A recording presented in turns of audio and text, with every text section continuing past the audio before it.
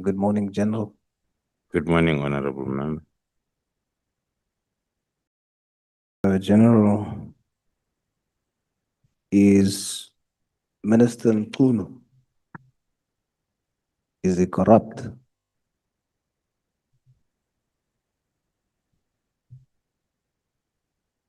Thank you, Honorable Member. It is the type of a question that one cannot answer with a direct answer unless if it's qualified by the chain of events as it is tabulated in my affidavit. But in case of a direct answer that one can give as it stands is a no. Is Minister Mchunu part of the drug cartel or drug gang in Gauteng? As per, thank you, through you, Chair, as per my affidavit, the involvement of the minister is up to so far where I had explained in terms of the links, which are indirect links with the cartel under investigation. Is that a yes or no? Is that a yes or no? Is he part or is he not part? It's a no if then it's supposed to be a yes or no. Thank you, General. Is General Sibia corrupt? The same answer will be applicable because corruption is a charge that needs to be investigated up until the investigation then is completed, and then a person, a subject of investigation is charged. Then you can come to that conclusion of a direct answer of a yes. So the answer, whilst the investigations and inquiries are ongoing, it will always be a no. Is General Sibia part of the drug cartel in Gauteng? The same response will be applicable to the question, Honorable Chair, that the investigations are ongoing. So one is not in a position to say yes or no in terms of the mentioned individual like General Sibia. So the answer is no, as you stand here today. Yes. You testified yesterday that, open quote, almost the entire SAPS Gauteng works for cartels, close quote. How many members are there, SAPS members are there in Gauteng? Thank you, Chair. One then cannot be in a position to give the figures unless then one has to get the figures from the respective directorate of human resources, as well as maybe the CFO to give us the numbers in terms of their payrolls. But going back to my statement, I qualified it, and I will always qualify it with our experiences that I was narrating that we are currently experiencing still, that the operations in Gauteng, they are obstructed such that it gives that opinion that most of the police officers then are part, because you get a new name almost every day of a member at all levels that is then associated with different cartels. You see, General, the reason why that you don't have that luxury, you are a most senior South African Police Service official. You are the head of crime intelligence. It is your core function to know that when you make such a public statement about SAPS, that it must be attached or come with solid proof. Because if I sit here as a layman and the head of crime intelligence says that almost the entire SAPS Gauteng works for the drug cartels, in my view, I would say that's not a layman saying that. That's a head. That's a national head. That means he must have solid proof to make such a statement. You have a duty not to just make statements like that. You have a duty to only make such statements when you have the facts. And that's what you've been saying, that your division is meticulous in investigation.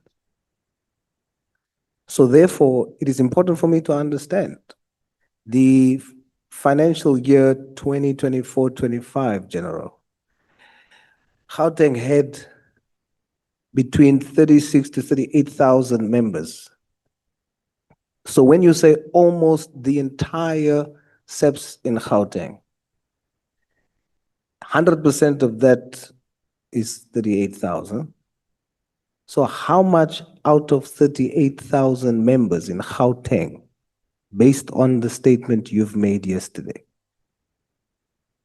does almost refer to? The entire is 38.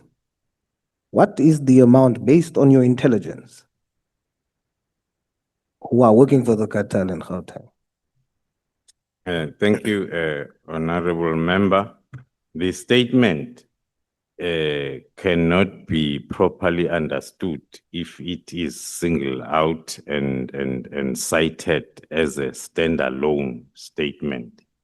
It talks to, I gave an example of our interventions through PKTT in KZN, that there was an open statement that the local police officers are compromised when it comes to investigation of such cases.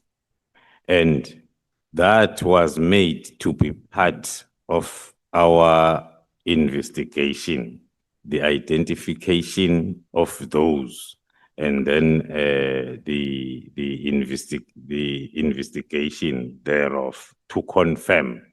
Then indeed, as of now, the number of police officers that are involved, that were arrested, that has been arrested, because the operation is still ongoing, it's at 35. Some of them have already been convicted. Some of them are still then awaiting the finalization of their trials. Sorry, Now, General. I'm coming back. Just because of my time, sorry. I get the point you're making, but I want you to understand that when you said that statement, you saw the commotion in the room. And Honorable James then repeated to clarify. To say, are you really saying? And then you confirmed. Do you understand the impression you gave us? There was no room for us to draw different analogies. It was a direct statement that gave the understanding that you are saying majority of the total number of SAPS Gauteng works for the cartel. We can't dispute that. You are the head of intelligence. So we would assume you have intelligence on that.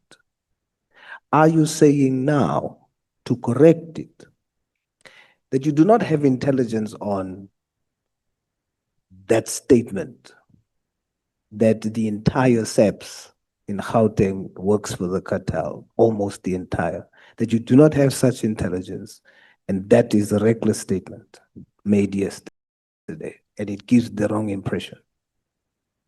Thank you, Honorable Member. I'll try to explain again, because I was giving that statement the basis of which it came from with the KZN example. There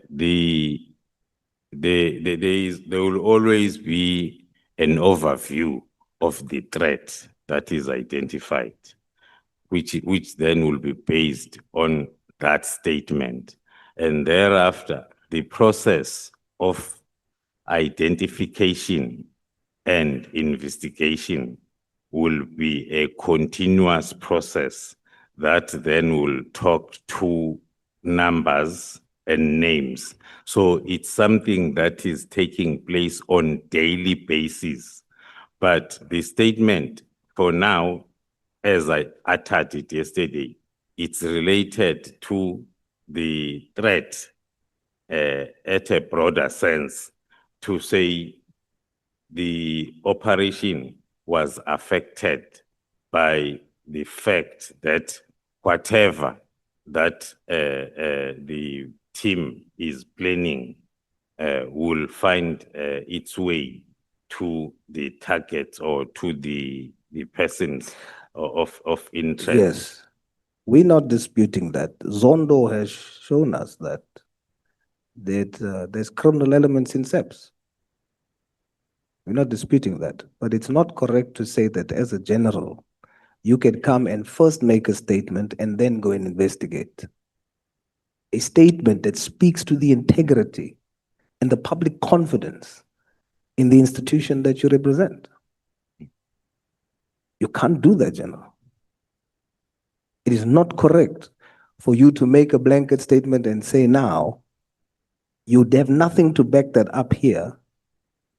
You are still going to investigate and then come back and say, oh no, it's true. And how much is the number? So I put it to you as a project leader of a highly skilled and trained investigative team, and as the head of crime intelligence, it was a reckless, irresponsible statement for you to make. That's my submission to you. In the Matlala Commission, you testified, General, that on the arrest of Mulife, one civilian boy Mtetwa called General Libya. Is that correct? I do not have the affidavit that was submitted to the Matlala Commission to confirm in terms of the paragraph and the correctness of the statement as it's put by the honorable member. You stated it already. It is publicly available on all platforms, where you stated that one by the name of Boyam Tetwa called General Libya, and that is how you testified as what was interference by the Hawks. And then one Malcolm X then came and stated that he disagrees with you. It was not one Mtetwa, it was him who called General Libya. and he went public and said that you lied under oath. Did you lie? Through you, Honorable Chair, I will then request that if then the questions are related to my affidavit submitted to the Matlala Commission, and then I'm afforded an opportunity so as I can refer to, because it's not easy to admit to such type of questions without referring to a particular paragraph as made under oath. Are you saying you did not testify to that effect at the Matlala Commission? I testified in Matlala Commission based on my affidavit submitted. Okay, let me rephrase. Are you saying you did not say Boy Mtetwa called General Libya in your testimony? Are you saying you did not say that? I'm not saying I did not say it through you, Honorable Chair. I'm not saying I did it. All what I'm saying is I do not have the affidavit that I submitted to the Matlala Commission as part of my bundle, so as I'm able then, I'm under oath here, so as I'm able then to give the response with reference to what I testified on at Matlala Commission. General, please describe your relationship with General Masemula and General Mkhwanazi. How would you describe your relationship? Okay, thank you, Chair. We are colleagues that grew up in the SAPS. We happened then to meet along our careers, where we first met and worked together for the first time was in the Division Operational Response Services. And then up to date, we are still having that relationship of colleagues that are working for the SAPS. You are very close, and one of the central things that brings you and makes you so close is the PKTT. I just want to go through a timeline because my time is almost up and I'm hoping I finish it in time. Just to show the interesting link between your relationship and how that relates to the PKTT. In 2011, General Mkhwanazi is briefly the acting national commissioner in 2011. In March 2012, General Mkhwanazi appoints General Masemula as Deputy National Commissioner Operations, that later becomes policing. You testify in your affidavit that in 2018, you then, as Major General or as Brigadier, whilst General Mkhwanazi is the Provincial Commissioner and General Masemula is the Deputy National Commissioner in 2018 for policing, you draft the implementation plan for the PKTT. And it is recommended officially by both General Mkhwanazi and General Masemula. In 2022, General Masemula becomes and is appointed the National Commissioner. And at his appointment, he then does similar to you what General Mkhwanazi has done to him when he was acting National Commissioner. And you get appointed as the head of crime intelligence. Provincial level, General Mkhwanazi is responsible for the PKTT and is also the co-chair for the steering committee that should have oversight over the PKTT. On national level, you have General Masimula, who is in control of the National Steering Committee. And you, as the project leader, moved from project coordinator to project leader of the PKTT, and as the head of crime intelligence. Is that an accurate and correct description of the timeline of this relationship centered around the PKTT? Thank you, Honorable Chair. The only part that one has to start by disputing is the colleagues that are brought together by PKTT. There is one factor that is common here. We are committed servants of the people, and we joined the police, and not as a group.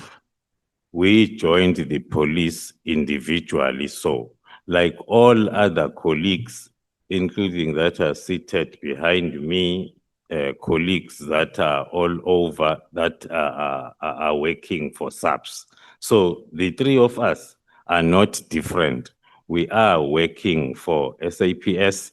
The timeline of appointments is not something that is related to us having worked together in one environment before. We have met in one environment, and then we have parted ways, and then we will meet again. So when it comes to the appointments, who's appointed where and when, according to my assessment, it's based on merits, not on who you know. I was categorically clear yesterday that when Lieutenant General Mkhwanazi was deployed in KwaZulu-Natal to go and act as the provincial commissioner, he requested to the National Commissioner, General Stolle, by then, for me to be deployed with him based on my experience, my expertise when it comes to operations, so as then I can assist him during his deployment. So that is based on his understanding of my capabilities when we were working together at the Division Operational Response Services. PKTT is not something that brought us together. There are lots of other projects that we have been involved in, the three of us, other than the PKTT. So it happens that we are in, I will say, the same generation that happens to be in the SAPS at the current moment. But it does not mean that we were glued together from the time we joined the police.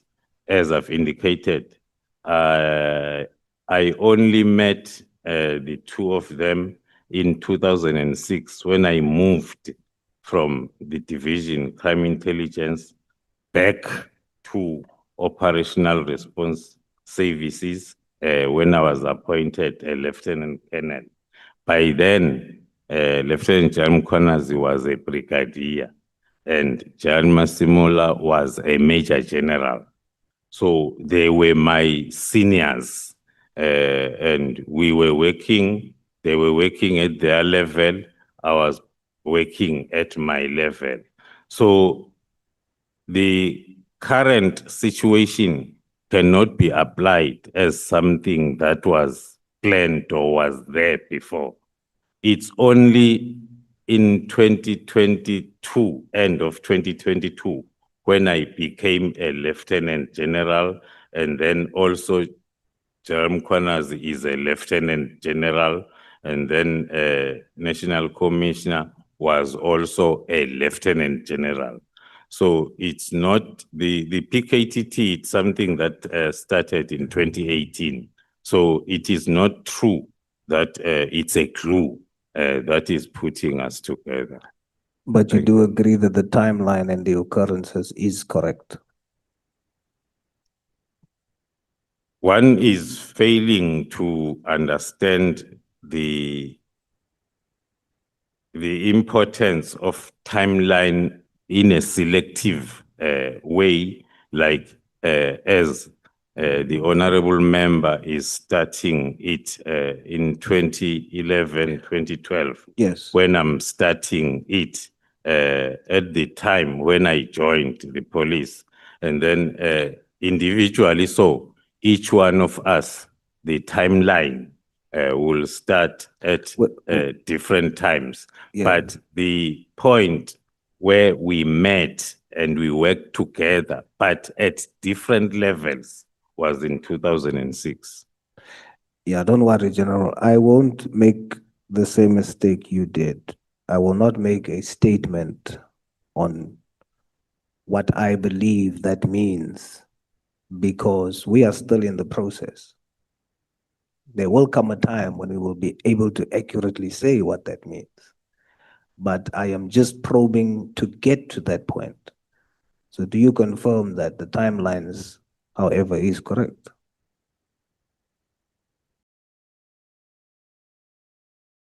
I do confirm that the timeline is correct as narrated by the honorable member, but the reasoning behind, I don't agree. Yes, like I said, I will not say exactly yet, because we are still probing to get to whatever the truth is around the issue.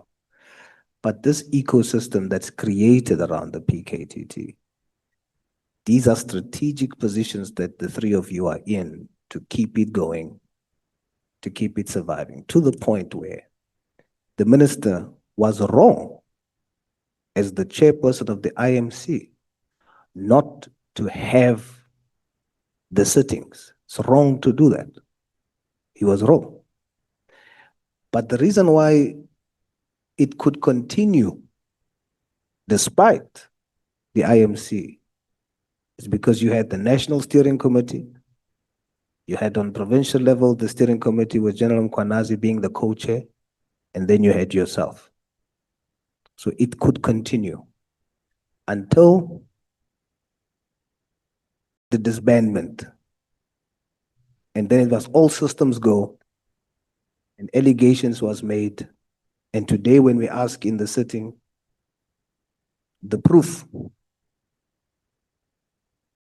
you as an investigator with skill, specialized skill, cannot confidently tell the country that these allegations can be backed up.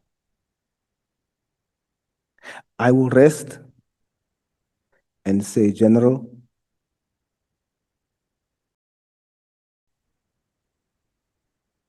the truth will reveal itself, and everything is not as it seems.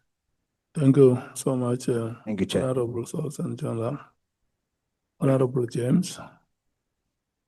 Thank you so much, Chair. General, please be very concise and to the point. I don't have much time. During your time as Head of Crime Intelligence, how many drug cartels have you dismantled and identified? I cannot have the exact figure to give, but in terms of our annual performance, we have those figures we can supply. Just more or less, how many have you identified and successfully dismantled? Because as things stand, it's as if these drug cartels are operating forever and a day in this country. Yeah, I will say plus minus 11 or 12 per year, it's not easy to sum up my performance, as I've indicated, and I remember that basically one can say I was able to operate for 1.5 years, and then this disruption came. But we were making some inroads with our takedowns that were seen on the news, hitting the drug post, hitting the intercepting the drugs as they go in and out of the country.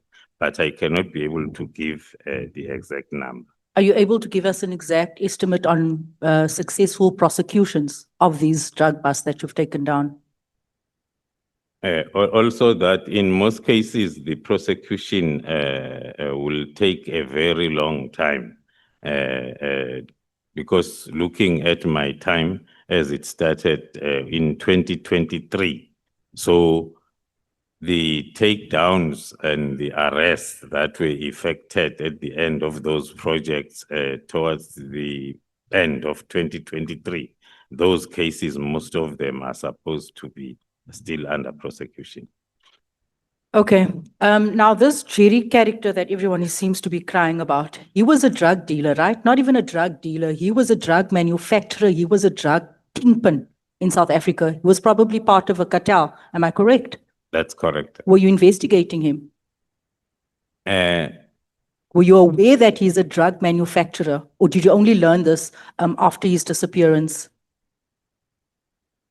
Honorable Member, that is part of the information that maybe I feel that the platform is not suitable for me to clearly explain as to the drug cartel involving Ket Matlala and his role, and as to the reasons why he suddenly came up to the level where he is now.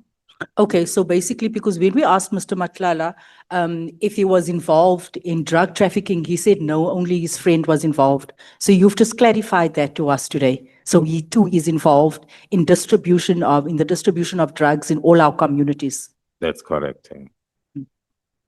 So we lied again. That's correct, Honorable. Okay.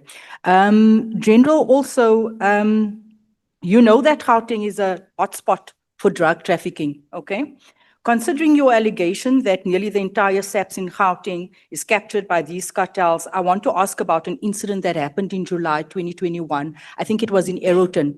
You mentioned that yesterday that there was a JMPD officer that was also part of the cartel in Kat and Sibia's corner. There was also a JMPD officer that was caught on that day with SAPS members when they had offloaded their truck and on their way off, and it was intercepted by other SAPS members.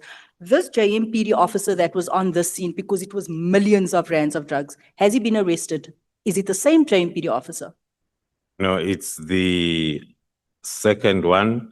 But the investigation, it includes even that incident. Okay, so the investigation includes the Aeroton incident, and that wasn't the first Aeroton incident, it was the second one. Not the only one. It's not the only one. Yes, Honorable. So you're saying that Mr. Kat Matlala, Jerry, everybody, they all linked? That is the investigation that we're busy with, as I've said. As and when the time is right, one can come back and give a feedback in terms of where we are now in terms of... Because as I'm connecting the dots, this stretches to the Durban Harbour where a container was found with cocaine worth, I think 500 million or something to that, and then the second one again. And I'm looking at the people that you mentioned yesterday and this drug bust, it's all linked. And I cannot help but wonder, has any of these people been arrested? Yesterday, Honorable Chair, I touched on the way our operation was disrupted when we started on the 6th of December. So one will be maybe in a position then to refer to all the names that are under investigation, if then we were not disrupted in terms of our plan of these takedowns regarding this whole drug cartel investigation. Have you alerted the JMPD MMC in Johannesburg? Are you working closely because these are his members? That is correct. Then the reports did go to the office of the MMC as well as the commissioner of police then in Johannesburg. Feroz Khan, is he part of the cartel? It's those types of questions that I'm not at liberty to answer with a yes or no, honorable member, based on the ongoing investigation. Is he a part of the cartel? Unfortunately, I'll give the same response, honorable member. Okay. So I guess this is why SAPS is going after Tolani Khumalo in Gauteng, because he's dismantling their operations in Gauteng.